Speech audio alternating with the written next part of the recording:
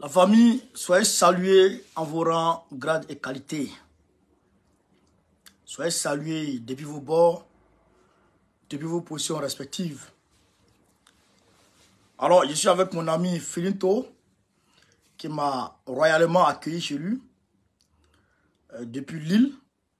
Eh bien, on va aborder ensemble le problème de la Russie. Parce que là, les choses commencent à se compliquer un peu dans la tête de notre peuple. Les peuples des médias français, eh bien, les médias français peuvent continuer à les mentir.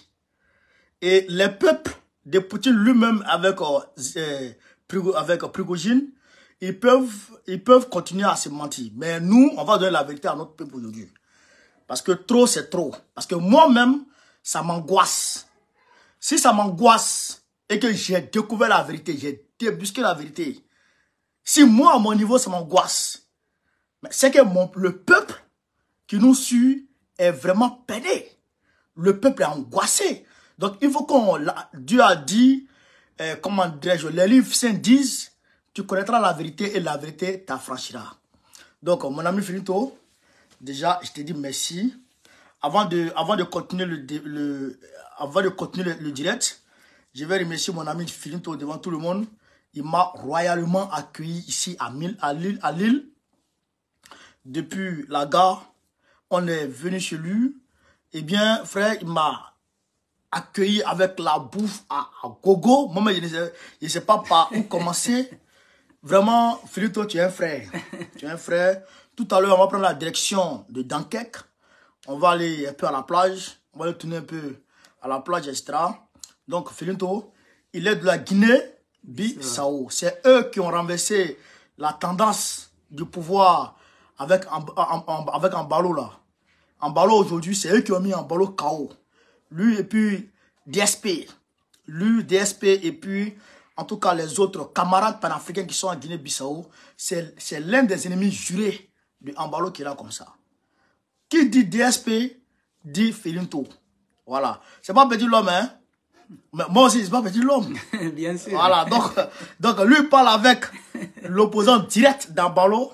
Moi aussi, vous connaissez. Draman Ouattara, il connaît qui est Goro Kone. Donc, c'est Goro Kone de Guinée-Bissau qui est là comme ça. Voilà. Donc, Filinto, il faut dire deux mots. On va délivrer le peuple parce que franchement, voilà, c'est grave. Voilà. Merci frères et sœurs africaines, ivoiriennes qui nous suivent dans cette live. Avec mon frère panafricain que je considère comme un compatriote, Babo Kone. C'est une activiste politique panafricaine avec une connaissance, une jeune qui est mise à disposition de l'Afrique. Donc, je vais le remercier pour venir chez moi. Il est chez lui, donc je n'ai rien à dire en plus. Je suis content de l'accueillir chez moi. Il est bienvenu comme notre frère qui était ici une fois, qui s'appelle Okosisi Bankolo. Donc, c'est un plaisir de recevoir. On te salue, Okosisi. On te salue. On a reçu des frères de Côte d'Ivoire. Nous, en portugais, qui est notre langue officielle, on dit Costa de Marfim. Voilà. Donc, c'est-à-dire Côte d'Ivoire. Là, je suis content de voir mon frère à côté de moi. Tout à l'heure, on va prendre direction à la plage Dunkerque, dans la mer du Nord. Je vais le faire découvrir un peu des agones, c'est-à-dire la mer du Nord. Voilà. On va profiter un peu, enlever le stress. Donc, on est engagé dans ce combat. Paris, on a condamné à être ensemble. Paris, vous n'allez pas me voir aujourd'hui. Voilà, vous êtes dedans là. Vous m'appelez, vous n'allez pas me voir Paris. Aujourd'hui, c'est moi qui les garde ici à la Nord. Donc, la famille, tout à l'heure, on était en train de suivre les informations. Les informations viennent pêle-mêle. Hein. Il y a certains qui disent que Poutine a quitté Moscou. Il est parti à Saint-Pétersbourg chez lui, dans sa ville natale. Il y a certains qui disent qu'il a quitté carrément la Russie ou qu'il est parti peut-être dans le pôle Nord là-bas. Tout ça, c'est faux. On dit Prigojine est en train de marcher pour aller vers Moscou. Oui, c'est vrai, il est en train de marcher pour aller vers Moscou. Il est arrivé où même? Dans quel? Bon, Rostov. Il est arrivé à Rostov. Il est arrivé à Rostov. C'est une ville en Russie. Ouais. Rostov, c'est une ville russe. Donc, c'est-à-dire qu'il a quitté effectivement l'Ukraine et il est arrivé à Rostov. On a vu les gens courir de gauche à droite un peu, etc. Mais de vous à moi, on va interroger le raisonnement logique. Prigojine dit sur sa chaîne Telegram, et tout le monde entier est au courant. Prigojine dit sur sa chaîne Telegram qu'il veut renverser Shoigu, Sergei Shoigu, ministre de la défense russe. Sergei Shoigu, ministre de la défense russe. Et puis, Gerasimov. Le chef d'état-major. Gerasimov, chef d'état-major. C'est-à-dire que ceux qui tiennent l'armée russe. L'armée russe. Les vrais pouvoirs réels. Ceux qui ont le pouvoir militaire réel. Ceux qui ont le pouvoir de la sécurité territoriale du pays. Ils ont les drones. Ils ont les satellites. Ils ont les radars. Ils ont toute la technologie russe. Il y a des choses que je pense que tu as oubliées. Ils ont 6000 têtes d'ogives nucléaires à leur possession. À leur possession, voilà.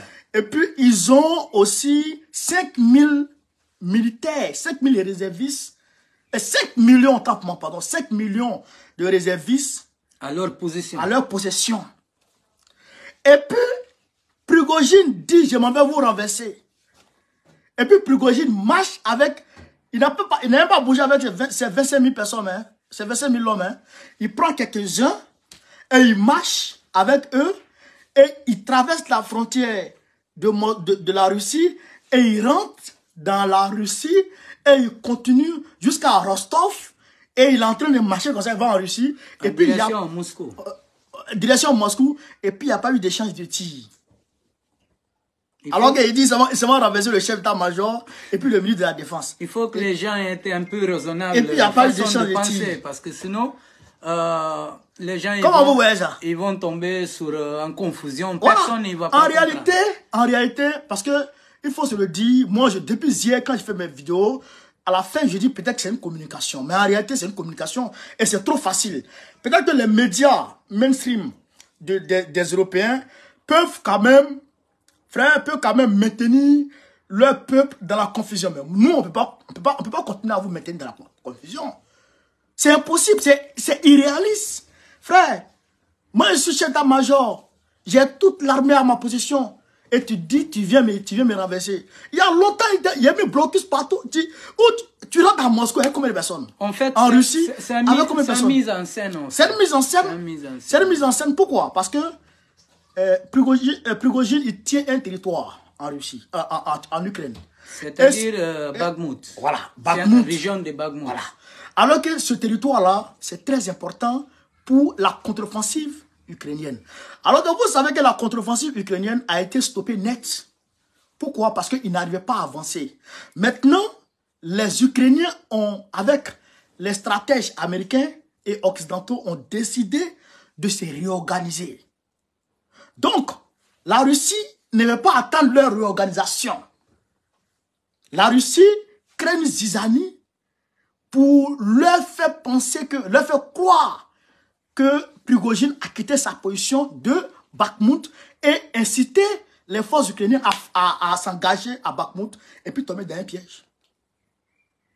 Voilà le schéma. C'est une vraie mise en scène. C'est une mise en scène. Pour les médias occidentaux. Vous comprenez? C'est une mise en scène. Mais non, mais même si on dit le pays le plus faible du monde, quelqu'un dit, il m'a fait coup d'état. Et puis ce gars-là, il traverse la frontière de ton pays et il rentre. Il n'y a pas échange de tirs. C'est gars goût de ça. C'est gars goût de ça. Donc, en fait, ça frôle le ridicule maintenant. Ouais, c'est vraiment ridicule. Ça frôle le ridicule. Et là, ça passe les pas médias, dans la tête de personnes, ça passe plus. Qui réfléchit très bien. Il sait ça très passe, bien que c'est pas. Ça passe plus. Donc, c'est faux. Il n'y a pas de coup d'état. C'est une mise en scène. C'est pour inciter les Ukrainiens à attaquer. Vous comprenez? C'est pour inciter les Ukrainiens à attaquer. Mais si quand ça peut trop. Partagez, mettez le cœur. C'est quand Drogba fait comme ici, il est malade sur le terrain. qu'il y a un but qui sent quelque part. Quand Yaya Touré, il marche puis il boit sur le terrain là, ça se il devient très puissant. À l'air là, c'est pour inciter les Ukrainiens à s'engager. C'est ça. Vous comprenez? Donc, n'ayez pas peur. N'ayez plus peur. On ne pouvait pas garder ça là encore. Comment? Oui, c'est vrai que les médias occidentaux, en fait, ils donnent des informations pour essayer de brûler quelques pistes pour faire les gens mêler dans leur tête les confusions de savoir qu'est-ce que ça passe sur le terrain. C'est ça. Vraiment, situation, c'est pas bon pour les Ukrainiens. Nous, on sait très bien. On a vu les chars Léopard qui étaient envoyés en Ukraine, qui étaient brûlés. Voilà. Donc, la situation, ça vient difficile. Ça vient très difficile pour les Ukrainiens, on sait très bien. Et même les Russes, en fait, ils sont en train de récupérer certaines villes, même s'ils récupèrent avec la difficulté, mais les choses, ça va de façon progressive, non? Mais bien sûr. Et tout ça, on voit de façon comme les médias occidentaux, ils vendent tous les espoirs qui ne correspondent pas à la réalité du terrain, en fait. Voilà. Parce que les Russes mènent des contre-attaques dans la contre-offensive ukrainienne. Ils ne défendent pas seulement leur position, hein. Ils mènent des contre-attaques et ils font rage. Ils font rage dans les positions. Pendant qu'ils sont en train d'engranger ces résultats-là, où comment dirais-je, les planchers sont... où les planchers sont vraiment fortifiés. C'est à ce moment-là que Prigojine va lever le pied. Non, c'est faux. Partagez, mettez le cœur. Donc, c'est faux. C'est faux. Excusez-moi, hein. On va attaquer un peu de Côte d'Ivoire et certains pays africains. Donc, voilà un peu ce qui se passe. C'est faux. Tout ce qui se passe, tout ce qui s'est dit là, c'est une mise en scène. Même Poutine même est sorti pour parler matin là. Mais c'est pas comme ça. Oui, ils vendent des illusions simplement. Voilà, c'est pas comme ça en réalité. En fait, dans les faits réels, le président même ne se prononce pas comme ça. Bien sûr, bien sûr. Mais il s'est prononcé pour donner l'impression que ça c'est vrai. C'est faux, tout ça. Bah, mais la raison ne peut pas accepter ça. Comment il rentre? Comment Prigojine rentre à Moscou? Et comment on appelle en Russie? Alors qu'il vient sur le pied de faire un coup d'État. Et on le laisse rentrer. C'est impossible ça, les gars. Ça, c'est impossible. Ça, c'est une façon de brûler la voilà, tête. Ça, c'est impossible. Mais les Ukrainiens, vous les voyez comme ça. Ils vont tomber dans le piège. Hein. Parce que le premier piège là, où il y a eu par là entre Prigojine et puis... Poutine. Et puis, non, comment il s'appelle? Shoigu. Où la crié chez vous, Gerasimov. Ouais. C'est vous qui avez fait ceci, cela. Mais les soldats sont morts, etc. Ouais. Mais c'était une mise en scène. C'est une mise en scène. Parce qu'en réalité, les Ukrainiens... Ça ne correspond pas à la vérité même du terrain. Les Ukrainiens s'apprêtaient à une contre-offensive. Ouais. Et la Russie s'est préparée à une offensive globale. Tu comprends, non? Donc, qui va attaquer avant qui? C'est ça la problème. Il faut inciter l'ennemi à attaquer. Bien donc, sûr. ils ont créé, on va dire, pour paniquer, ce brouhaha, pour dire, non, Prigojine dit non, j'ai 10% des munitions dont j'ai besoin. On ne me donne pas assez de munitions. Hein? Je n'ai pas de munitions. J'ai fait ceci, j'ai fait cela. L'armée russe a fui ses positions. C'est moi qui ai su leur position. Frère, quand ils ont dit ça, les Ukrainiens, et ils se sont dit, ah, vraiment, c'est que ceux-là, ils sont en mauvaise position. Et ils se sont engagés dans la contre-offensive. Là, ils vont tomber sur un piège. Contre-offensive, ils ont engagé là. Ouais. Ils sont tombés dans les champs des mines. Oh.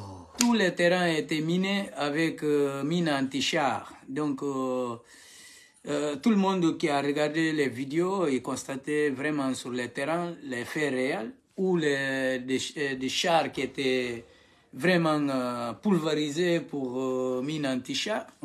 Donc, la réalité du terrain parlait pour lui-même. Bien sûr. Donc, je pense qu'il n'y a rien à cacher. Si on continue à suivre beaucoup de médias occidentaux, il y a beaucoup de monde qui va être intoxiqué avec des choses... Avec des mensonges. Des mensonges qui ne correspondent pas à la réalité. C'est la vérité. Donc, les gars, voilà un peu la vérité. Il ne faut pas s'angoisser. Il ne faut pas être anxieux. Il n'y a rien dedans. Voilà. Donc, leur communication là, ils n'ont qu'à faire leur communication entre eux. Vous allez voir, hein, vous allez voir les gens, les blancs là, les Ukrainiens, ils vont tomber dedans, hein, ils vont tomber dans le piège. Mais je ne sais pas comment souvent les blancs ils réfléchissent. Ils ne vont pas réfléchir. Hein. Là, sur les chaînes NCI, ils sont en train de mentir. Ils mentent. Ils mentent. Il y en a qui disent Poutine a quitté Moscou. Il y en a qui disent que si Prigojine continue comme ça, il va renverser jusqu'à 20h, 22h, il va renverser Poutine. Il y en a qui disent non.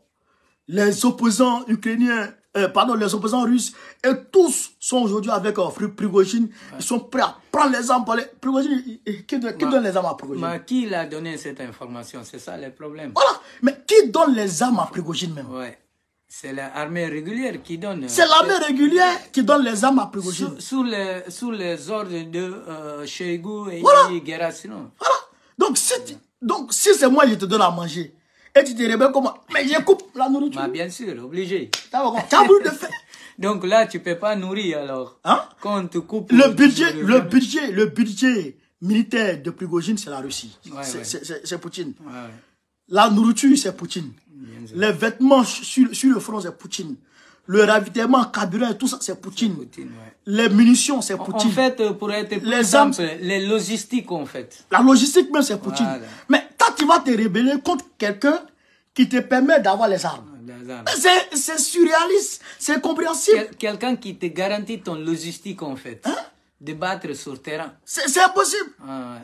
Et puis, au moins, si c'était la nuit, comme cela s'est fait chez nous, dans nos pays, le Mali, le Burkina, la Guinée-Conakry, où on se réveille matin, on vient trouver que vraiment il y a un affrontement entre les forces spéciales, ou bien les forces républicaines, ou bien les forces, la garde présidentielle, ouais. et puis d'autres forces. On peut dire, ah, il y a quelque chose réellement qui se passe. Ouais. Mais le gars, il prédit, il dit, j'aimerais renverser le chef d'état-major et puis le ministre de la Défense. Et en fait, les choses qui est vrai, quand tu vas attaquer quelqu'un, tu ne vas pas l'invertir. Parce que du moment que tu l'invertis, tu as perdu la guerre. Tu as perdu la guerre. Mais bien sûr. Hein? Et il dit, je m'en vais l'attaquer. Ouais, ouais. Il y a des choses que j'ai envie de bien expliquer ici.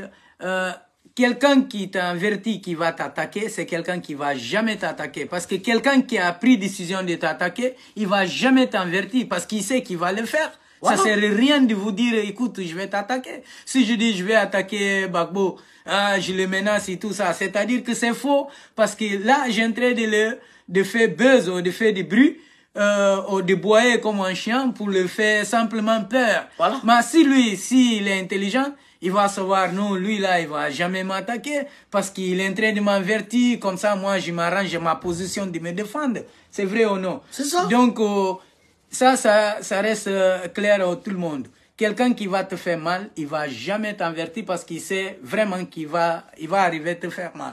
Donc, il va pas te prévenir comme ça, tu vas pas t'arranger ta position. Il vient, il va exécuter son opération, il part. Donc, c'est ça que... c'est ça. C'est-à-dire c'est faux. Donc, tout ce qui est là, c'est une mise en scène. C'est une mise en scène. C'est-à-dire que c'est une réelle mise en scène. Maintenant, mais nous, on a pu débusquer la vérité.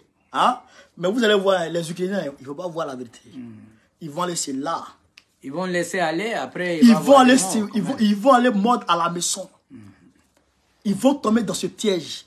Et vous allez voir comment ils vont les faire. Bah oui, s'ils ont engagé dans cette histoire-là, ça va voir. C'est comme suicider quand même. Voilà. Ils vont se suicider parce que c'est un piège. Dans un piège, tu as risqué de suicider.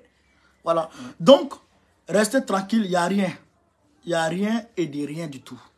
Voilà. Donc, maintenant, au niveau de l'Afrique de l'Ouest, il y a eu la visite du président de l'Union africaine en Guinée-Conakry. Comme je vous l'ai dit, il va aller voir Mamadou Doumbouya pour essayer d'écarter Doumbouya des deux autres. Ils veulent les diviser parce que unis, ils sont forts. Donc, il faut les diviser, les trois militaires. Il faut les diviser. Voilà. Donc, c'est ce qu'ils veulent faire. Ils veulent les diviser pour les affaiblir et imposer des sanctions à Assimi Goïta et Ibrahim Traoré. Ils veulent le faire. Ils veulent le faire. Et le 9 juillet, là, ils vont se retrouver et ils vont parler de ces sanctions-là. Voilà. Donc, voilà un peu à cause du référendum d'Assimi Goïta, là, parce que Assimi Goïta, figurez-vous qu'il a fait 97%. Ouais. Le taux de participation le plus élevé dans l'histoire du Mali. Bien sûr. Dans une élection. Vous pouvez vous renseigner. Alpha Oumar Konaré, il a été élu à même pas 1 million de voix. Ouais. Même pas 1 million de voix. Même pas 800 millions. Je crois environ 700 000 voix. Mais Assimi Goïta, là, 3 millions et quelques. 3 millions, près de 3 600 000 voix. Assimi Goïta. Donc, il n'y a pas match. Donc, ça leur fait peur. Ouais, c'est à cause de ça, ils vont faire tout pour le faire tomber, mais ils ne vont pas arriver. Ils ne vont pas arriver. Les panafricains, on est derrière. On est debout et on est derrière. Et on ne laisse pas. Voilà. Il y a un message que j'ai envie de laisser des frères et sœurs africaines. D'accord. Il faut qu'on parle tous dans les mêmes voix. Les difficultés d'Afrique, parce que les gens, ils jouent double jeu. Les gens, ils ne parlent pas dans la même voix, dans le même sens. C'est ça que fait subir la domination de certaines puissances cachées en Afrique. Parce que si les Africains, nous les Africains, on parle tous dans la même voix, il n'y a personne qui va arriver faire ce continent mal, faire les Africains mal. Donc, tellement à niveau même de nous les Africains, il y a des gens qui travaillent pour récupérer la souveraineté des peuples africains, la dignité des peuples africains, mais il y a certains d'entre nous qui battent pour nous faire descendre chaque fois, tirer vers là-bas. Donc, c'est ça les grandes difficultés aujourd'hui que nous, les panafricains, ont confronté avec l'Afrique. Parce qu'ils ont besoin d'une union solide entre les Africains, les peuples africains. Regarde, il y a un exemple. Je suis Bissau-Guinéen, lui, il est de Côte d'Ivoire. On est des frères. Ici, on ne parle pas de notre pays d'origine. Non, on est des Africains. Aujourd'hui, Gbagbo Koné, il est à chez moi. Demain, je suis à chez lui. Frères et sœurs, on va parler dans la même voix. Notre union entre peuples, ça va faire dégager tous les dirigeants africains voyous qu'ils ont dans le continent, qui obligent les Africains d'immigrer de façon irrationnelle. Donc, vous comprenez qu'est-ce que j'ai envie de dire. Là, je demande encore une fois, on va parler dans la même voix. On va défendre l'Afrique dans le même sens, dans la même voie. Combat de Gbagbo Koné, c'est mon combat. Mon combat, c'est le combat de Gbagbo Koné. Ici, on ne parle pas du pays, on parle d'Afrique. On défend de notre territoire, notre continent. Parce que nous, c'est là qu'on est né. On est né là-bas, on vient là-bas. Avant qu'on vienne ici en Europe, avant qu'on allait en États-Unis ou ailleurs, on est venu d'un continent qui s'appelle Afrique. Moi, j'ai né d'un village d'intérieur de Guinée-Bissau, d'un village que jusqu'à aujourd'hui, dans le moment que je vous parle, il y a des maisons là-bas qui étaient couvertes, les tôles, c'est avec les pagnes. Donc, je connais très bien l'Afrique, frères et sœurs. Afrique, c'est la même chose. Si tu vas en Guinée-Bissau, tu vas au Mali, tu vas au Burkina, tu vas au Côte d'Ivoire, tu vas au Cameroun, au Togo, tu trouves la même chose que tu trouves en Bissau, tu trouves ailleurs. Donc, frères et sœurs, ça me fait pitié. On regarde cette semaine-là, il y avait 5 personnes qui étaient disparues, qui étaient mortes dans l'histoire du sous-marin. Est-ce que vous imaginez les bruits que ça a été fait dans le monde? Même les Africains les mêlés dans cette bruit-là. Qu'est-ce que nous, on a rien avec ça? Bon, je suis un être humain. La vie d'un être humain, toujours, on ne va pas dévaloriser parce que sinon, on commence à nous dévaloriser nous-mêmes. Mais est-ce que vous imaginez combien des Africains qui sont morts dans la mer Méditerranée? Est-ce que les Africains, ils ont conscience de combien de frères et sœurs qui étaient morts dans la désert de Sahara? Frères et sœurs, on va gagner de conscience. Notre génération là, on a un boulot à faire. Même regarde le Sénégal. Oui. Combien de... Macky Sall, il a massacré 40 personnes, plus de 40 personnes.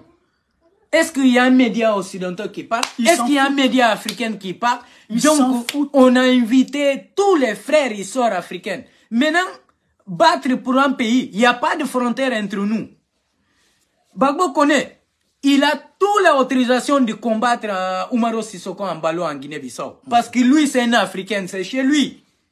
Clair. On sait très bien qu'Afrique, c'est les Noirs, frères et sœurs. C'est tout. On va pas venir avec l'histoire, non, parce qu'il est de Côte d'Ivoire, il peut pas mêler dans l'affaire de mon pays. C'est faux. C'est faux. C'est faux. Moi-même, je n'attends pas ça. C'est faux.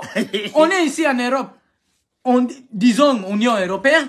Quand il y a un problème avec Belgique ou avec même Suisse qui n'est pas un pays membre de l'Union européenne, s'il y a un problème là-bas, tous les Européens ils vont mis ensemble pour combattre quelque chose qui peut faire mal à ce pays. Mais pourquoi nous aussi, on n'arrive pas à faire la même chose?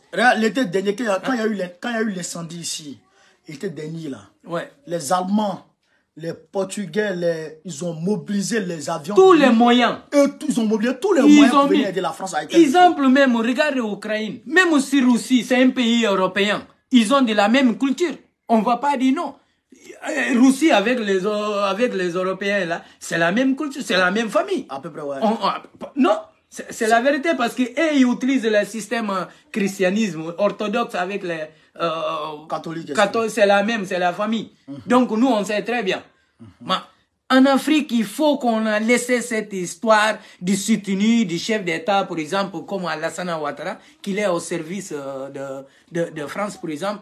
Macky Sall, tous ces gens-là, Forniassimbe Yadema, on voit des chefs d'État qui n'arrivent même pas à rester debout, qui dit qu'il est en bonne santé, président du Gabon, Ali Bongo. Ali Bongo. C'est de n'importe quoi, c'est une humiliation pour les générations africaines. Notre génération, on peut pas accepter ça.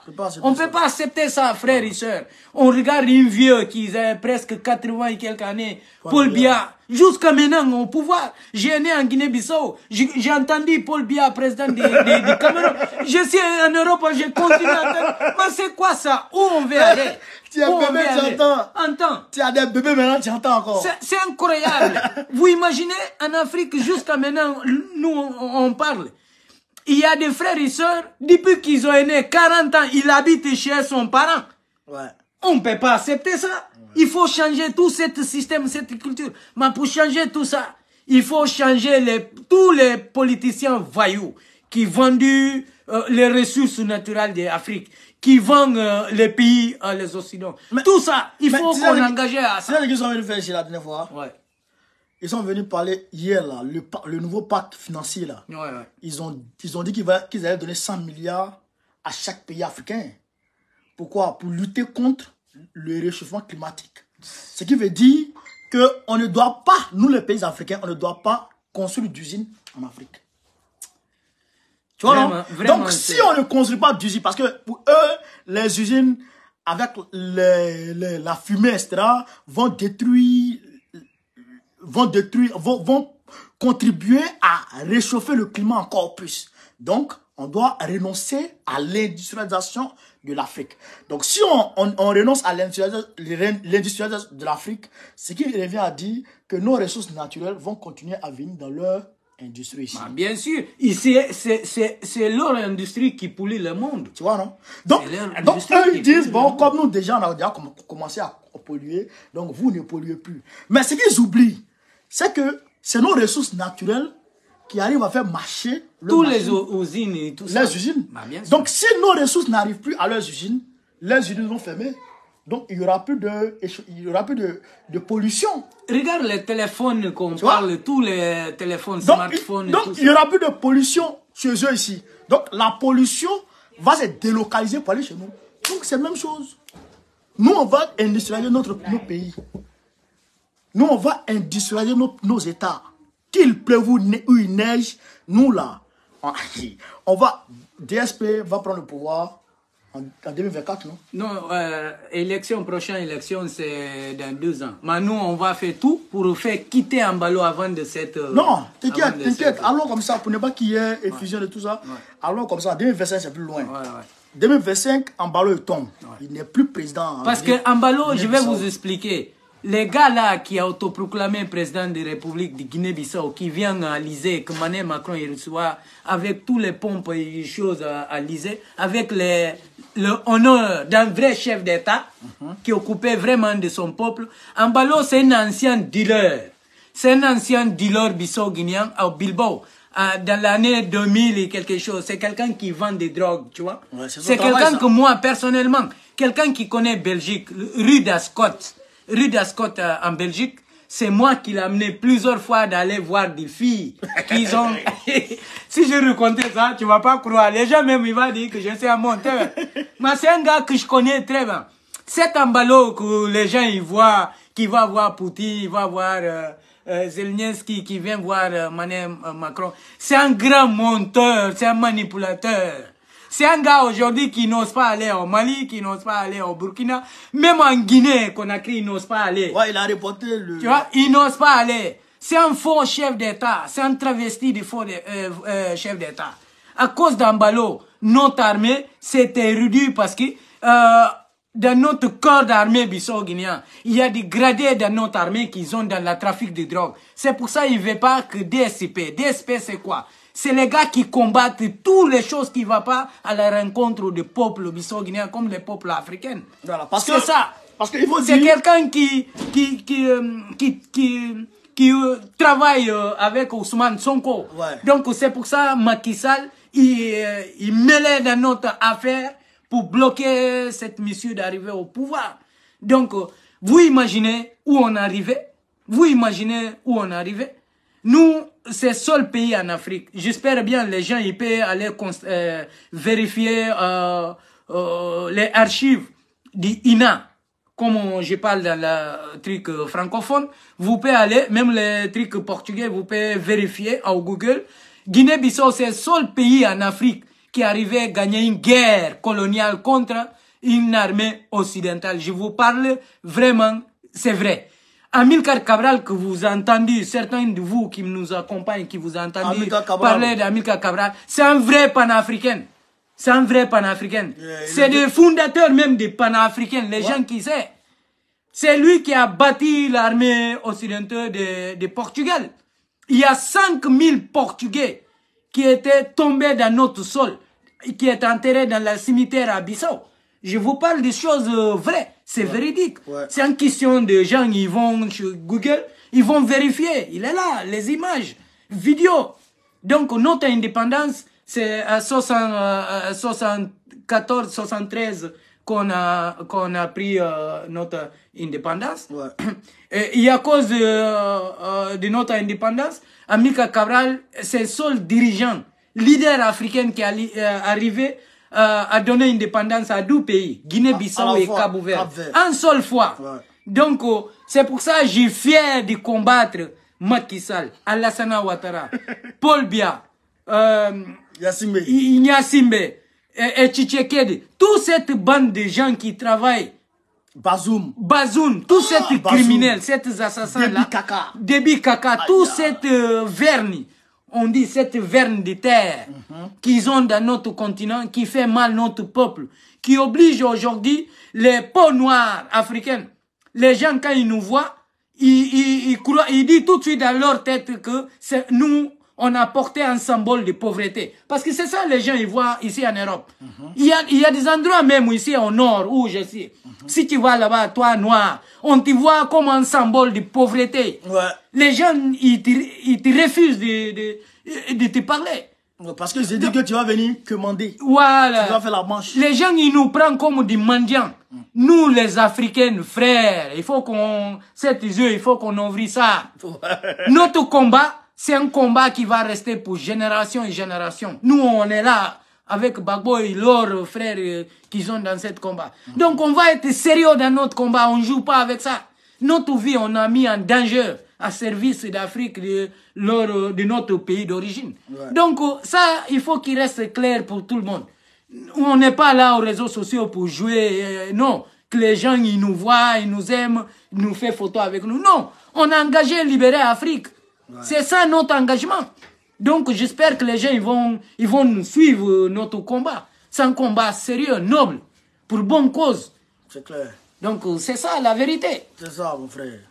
Donc, voilà. La famille, vous avez écouté mon ami Filinto. Donc là, ton frère, Filinto. Mon frère. On n'est pas des amis, voilà, mon frère et ami. Il faut habituer à dire notre frère. Mon frère Filinto. Voilà. Donc, vous avez compris. Parce qu'il y a de dire frère, ouais. Ça nous approche plus voilà. Qui les amis. On n'est pas des amis, les Africains. On est frères. Moi, avec Bagbo, on n'est pas des amis. Non, laisse tomber tout ça. On est compatriotes. On est compatriotes. Voilà. Il faut que vous mettez ça dans votre tête. Moi, personnellement, depuis que je m'engageais dans ce combat, il n'y a qu'une Africaine que je dis ami. Il n'y a pas ami avec moi. On est des frères, simplement. C'est ça les mots que chaque Africain va mettre dans sa tête. Quand tu vois ton frère, même si vous n'êtes pas du même pays d'origine, dis les frères. Tu vois ta soeur, dis ma soeur. C'est ça. Il faut qu'on commence à travailler ça dans la tête des frères et sœurs. Ouais, parce que comme ça crée un lien. C'est pourquoi quand je mets ma caméra, il dit frère. Voilà. Frère. Et il pense que c'est... Parce qu'on est des frères. On est tous frères. Vous ne voyez pas, le panafricanisme, souvent quand je discute avec des gens disent non, le panafricanisme est né avec Kwame Nkrumah en Afrique, ou bien avec Patrice Lumumba, Marcus Garvey. Non, hein, le panafricanisme est né dans les bateaux d'esclaves. C'est là-bas le panafricanisme est né. Parce que les esclaves